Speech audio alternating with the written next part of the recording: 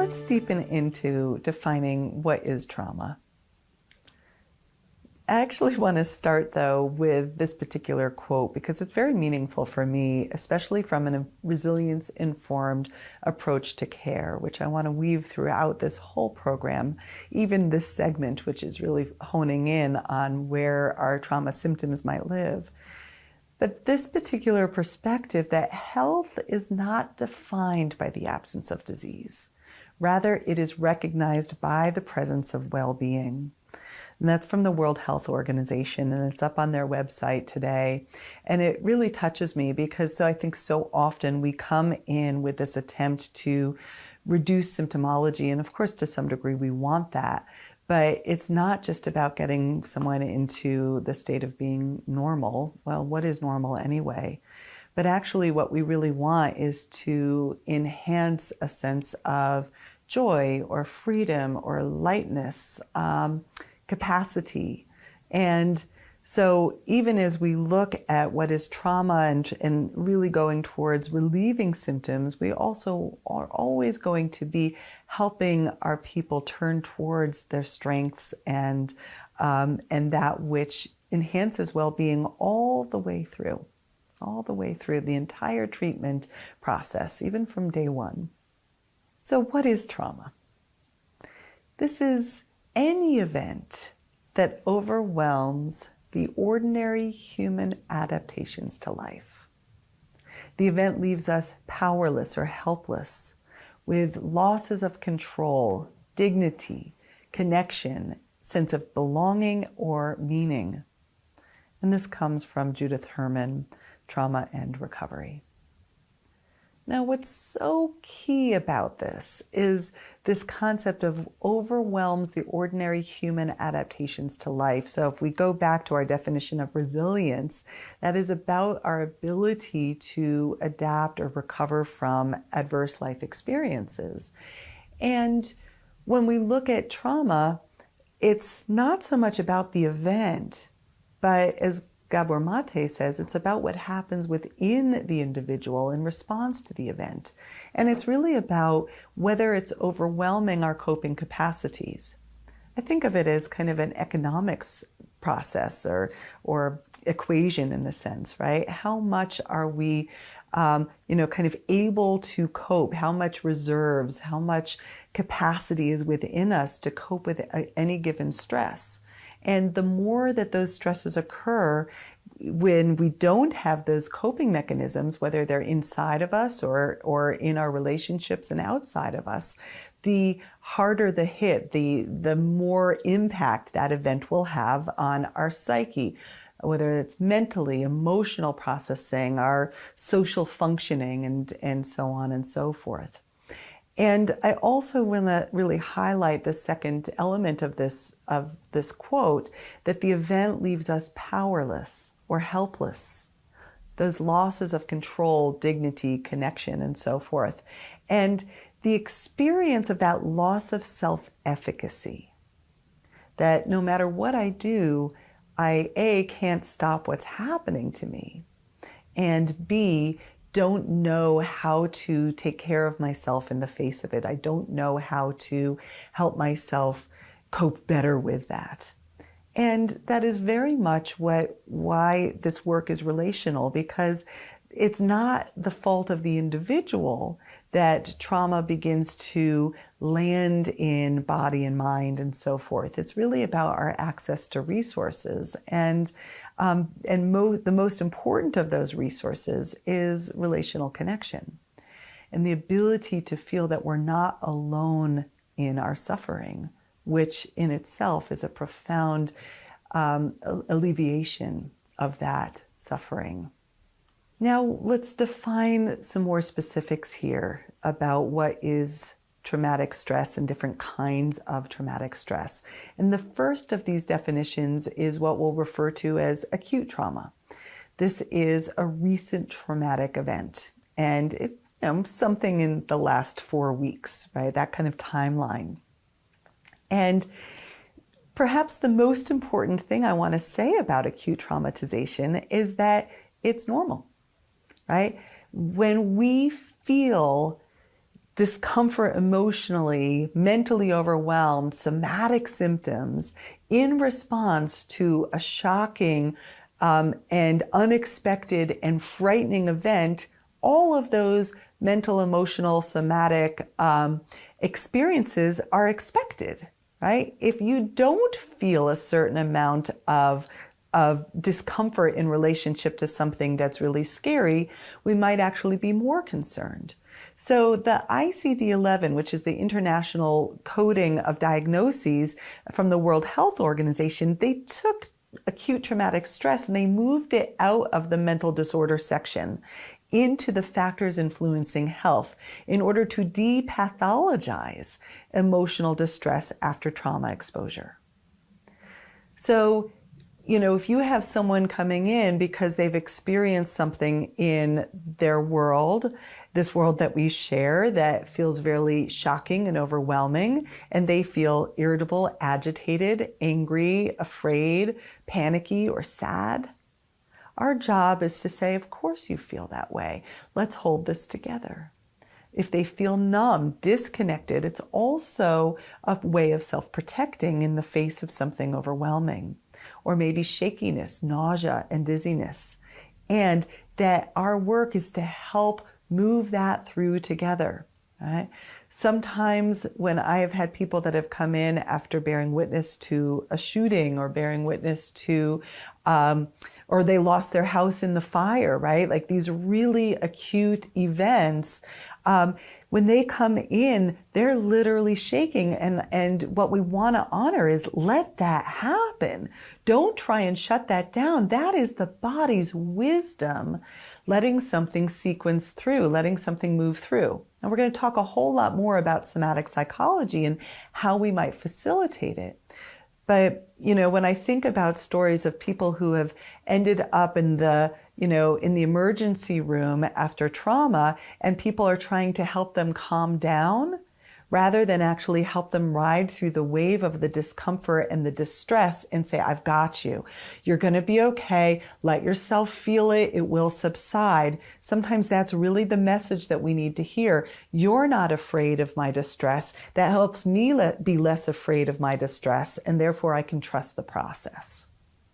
Now, sometimes we do want to bring in some grounding or some supportive, helpful resources that help an individual or ourselves feel a little bit more capable in the moment, because it can feel a bit overwhelming.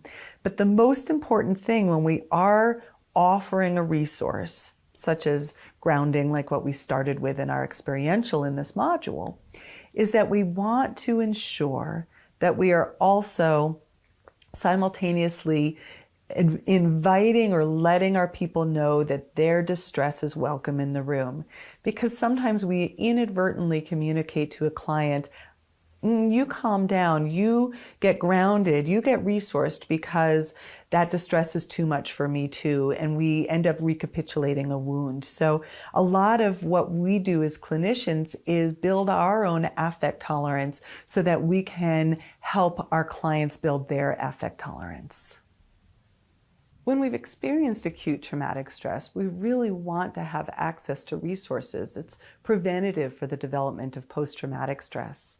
And when we look at PTSD, I often think of that word disorder as kind of a secondary element, that post-traumatic stress in itself is difficult, it's challenging, it can lead us to feel overwhelmed, or it can lead us to shut down in our ability to process the event. But we also want to depathologize it, which is why I often put that disorder in a parentheses or in a quotation marks. And what we're looking at with post-traumatic stress is that the physiological and psychological effects of the acute trauma stick around. They persist. Typically, when we're shifting over to a PTSD diagnosis, we're looking at those symptoms persisting beyond 4 weeks.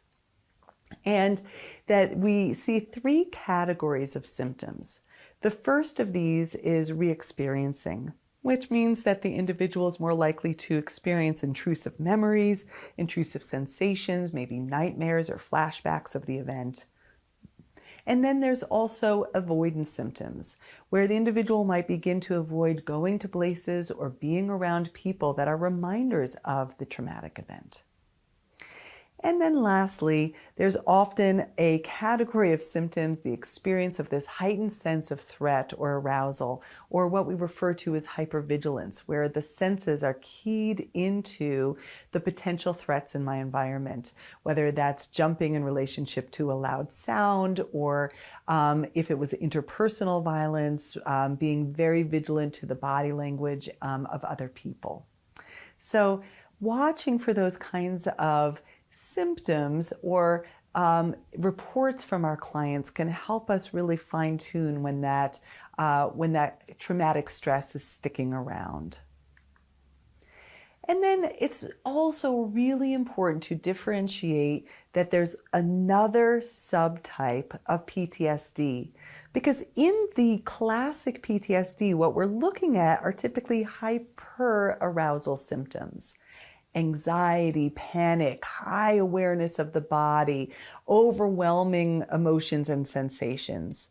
But the work of Dr. Ruth Lanius has really illuminated a second subtype of PTSD, which she refers to as the dissociative subtype. And this tends to occur with high severity traumatic exposure.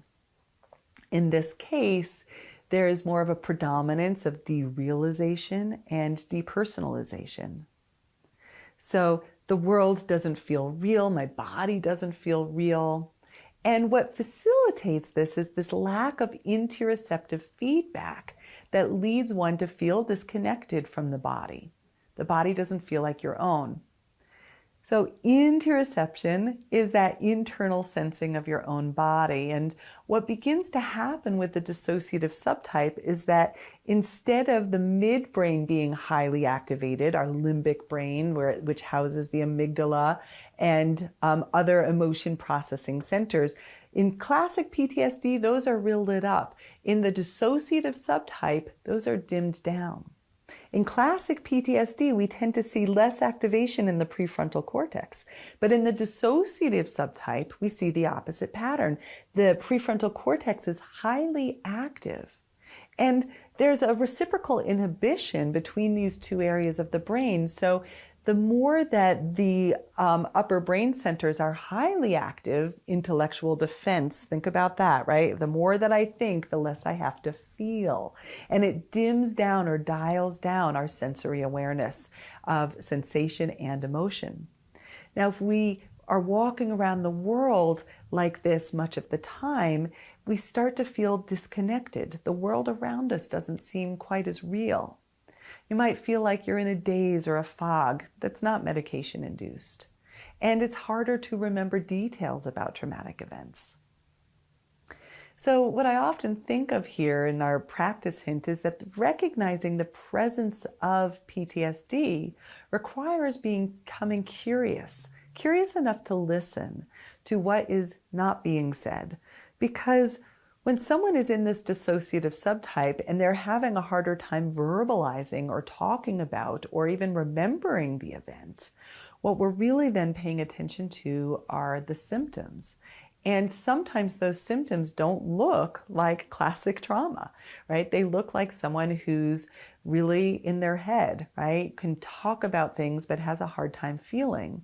Or maybe they're more hypoaroused. They're in more of what we would think of as depression or even major depressive symptoms.